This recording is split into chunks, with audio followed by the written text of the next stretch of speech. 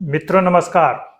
18वीं लोकसभा का गठन तो हो ही गया है और संसद की कार्यवाही भी हम लोग सभी यूट्यूब चैनल्स, टीवी चैनल और संसद टीवी पर देख सकते हैं।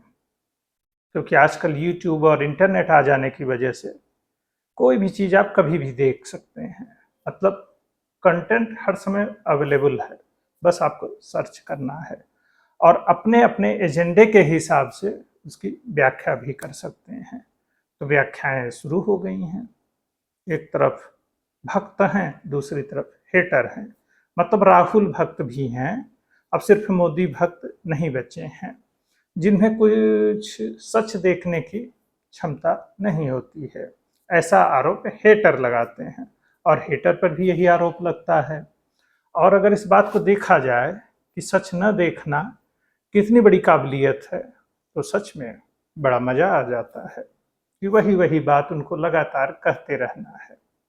और जो लोकसभा में राष्ट्रपति के अभिभाषण पर चर्चा हो रही थी, उस दौरान जिस तरह के सवाल जवाब हुए, हो हल्ला हुआ, तो उससे व्यक्तियों के व्यवहार और उनके व्यक्तित्व का आकलन भी बड़ी आसानी से हो जाता है। क्योंकि संसद में जो कुछ बोला जाता है वह इतिहास के रूप में दर्ज होता है। तो आपका व्यवहार भी इतिहास में दर्ज हो रहा है। आप कितना असहमत हों, कितना भी नाराज हों, उसके बाद भी अपनी शालीनता विनम्रता को बनाए रखते हुए कितने बेहतर ढंग से अपनी बात रखते हैं, इसकी भी चर्चा होगी। आप संख्या में कितने कम हो, ज़्यादा हो, आप सत्ता पक्ष के हो कि विपक्ष के हो, इससे कोई फर्क नहीं पड़ता है।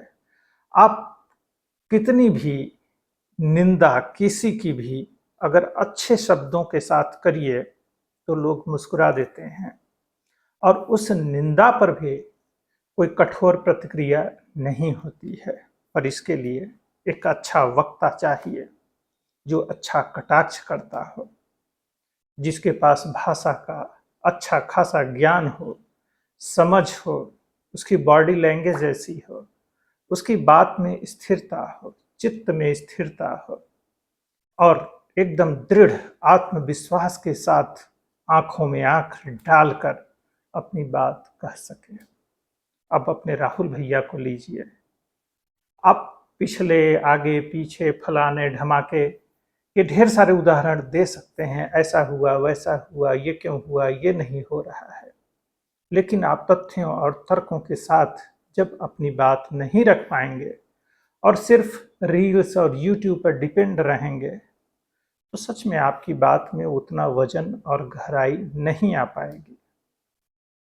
और आपको अपनी बात कठोरता के साथ, तथ्यों के साथ, चेयर की आंखों में देख कर बोलना है।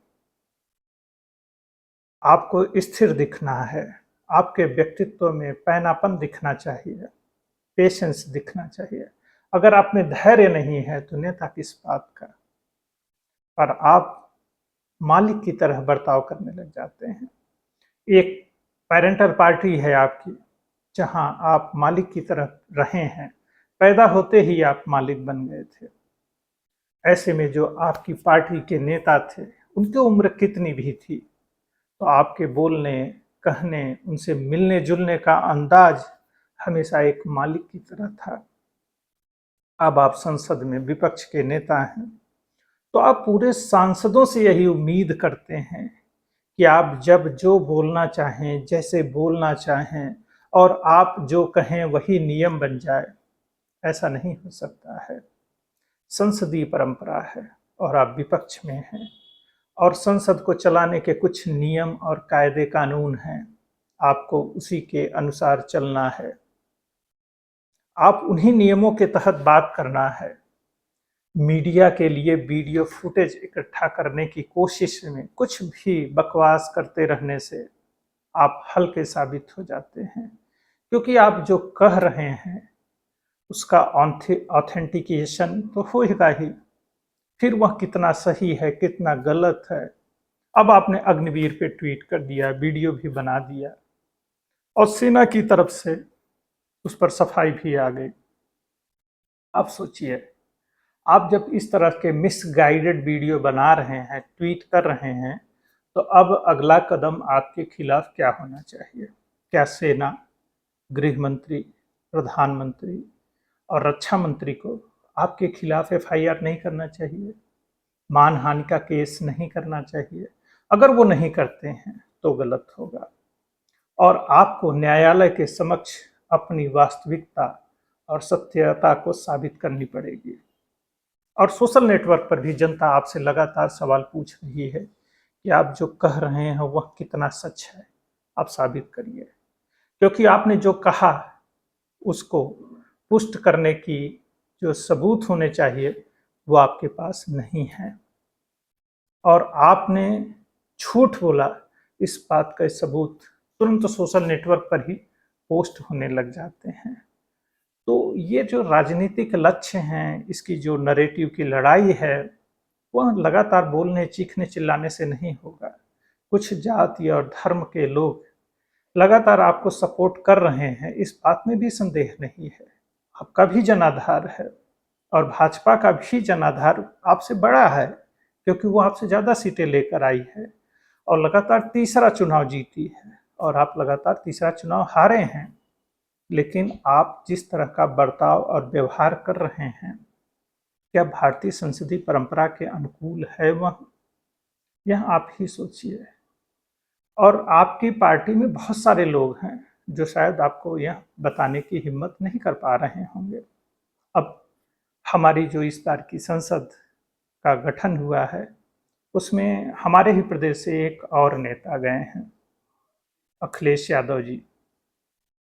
अब अखिलेश यादव जी का बर्ताव देखिए।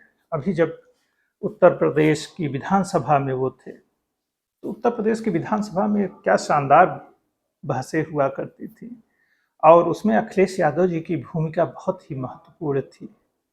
उनकी कितनी भी आलोचना होती थी, उन पर कितना भी कटाक्ष होता था, आराम से बैठे रहते थे, मुस्कुराते रहते थे, और बीच बीच में वो भी कुछ बोलते रहते थे। लेकिन शोर शराबा में उनकी बात नहीं बदलती थी, न तो गुस्सा होते थे। तो अभी संसद में भी 1-2 दिन का ही जो उनका प्रेजेंटेशन था, उनकी जो भूमिका थी, अखिलेश जी से हम ढेर सारा असहमत हो सकते हैं, जैसे कि मोदी जी से रहते हैं, आपसे रहते हैं।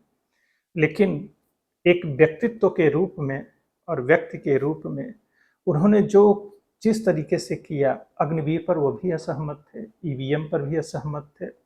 लेकिन उनको इस बात को कहने के लिए शोर शराबा और हल्ला मचाने की ज़रूरत नहीं थी। उन्होंने आराम से अपनी बात कही, और इमरजेंसी और दूसरी चीज़ों पर जब प्रधानमंत्री संबोधित कर रहे थे, तो जो आंखों आंखों में बात हो रही थी, तो अखिलेश जी उससे सहमत भी हो रहे थे और आराम से बैठे हुए थे, और वो आपसे कहीं बेहतर नेता साबित हो रहे हैं। और अखिलेश जी का जो अनुभव है, राजनीतिक समझ है, वो राहुल जी से कहीं बेहतर दिखाई पड़ रही है। इस बात में कोई संदेह नहीं है। उनका व्यवहार ज़्यादा परिपक्व है। सहमति, असहमति, एजेंडा और नैरेटिव सब अपनी जगह जायज़ है, ठीक है।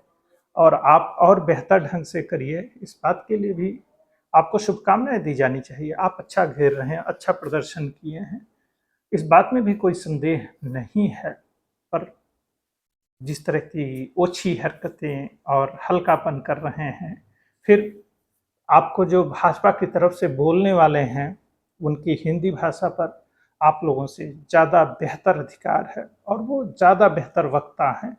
आप बांसुरी स्वराज का भाषण सुनिए, संबित पात्रा का सुनिए, निशिकांत दुबे का सुनिए। उन्होंने आपको कितने बेहतर ढंग से घेरा, और भाषा और बॉडी लैंग्वेज दोनों में आपसे कहीं बेहतर साबित हुए। तो आपको इन चीज़ों पे काम करना है, धैर्य के साथ सुनना है, इरिटेट नहीं होना है, स्माइल करना है, बोलने का मौका देना है। सोचिए, आप विपक्ष में हैं, आपकी सीटों की संख्या ज़्यादा हो गई है, अब आपको संसद में बोलने के लिए ज़्यादा वक्त मिलेगा। आप एलओपी हैं, आप भरपूर बोल सकते हैं, और आप जब बोल रहे थे तो सत्ता पक्ष आपको सुन रहा था। आपसे संख्या में वो ज़्यादा हैं, आपसे वो ज़्यादा शोर आपके भाषण में मचा सकते थे। लेकिन प्रधानमंत्री के भाषण के दौरान आपने जिस तरह की असभ्यता का प्रदर्शन किया है वह बेहद ही शर्मनाक है। ठीक है, थोड़ी देर हल्ला 2-5 मिनट मचा लीजिए, फिर शांति से बैठ जाइए, सुनिए और जवाब दीजिए।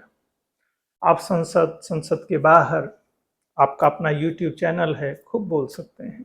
अब अखिलेश जी की शालीनता और विनम्रता आप पर भारी पड़ जाती है, तो आप भी शालीन और विनम्र व्यवहार करिए। और तथ्यों से परे बात अब ज़्यादा देर तक टिक नहीं सकती है, यह बात आपको मालूम है। वह चाहे मोदी की हो चाहे आपकी हो, तो तथ्यों पर बात करिए और पूरी मजबूती से बात करिए, पूरे आत्मविश्वास से बात करिए। आप जनता जनार्दन की उम्मीद हैं। विपक्ष का मतलब सत्ता से बाहर होना नहीं है। संसदीय परंपरा में हमारी संसदीय व्यवस्था के आप भी उतने ही महत्वपूर्ण हिस्सा हैं और आपको शैडो प्राइम मिनिस्टर भी बोला जाता है। सही मुद्दे तथ्यों और तर्कों के साथ उठाइए। आप कोई बेचारे और गए गुजरे नहीं हैं। आप भारत का प्रधानमंत्री बनने के लिए ही ये सारा कुछ कर रहे हैं, सत्ता पाने के लिए कर रहे हैं। तो आपको मर्यादाओं का भी ध्यान रखना होगा और भारतीय परंपराओं को भी अच्छे से समझना होगा। आप केवल जाति विशेष और कुछ धर्म विशेष के वोट से चुनाव नहीं जीत पाएंगे। नहीं तो अगले चुनाव में फिर वही 40-45 तक रह जाएंगे। जय हिंद, जय भारत, वंदे मातरम।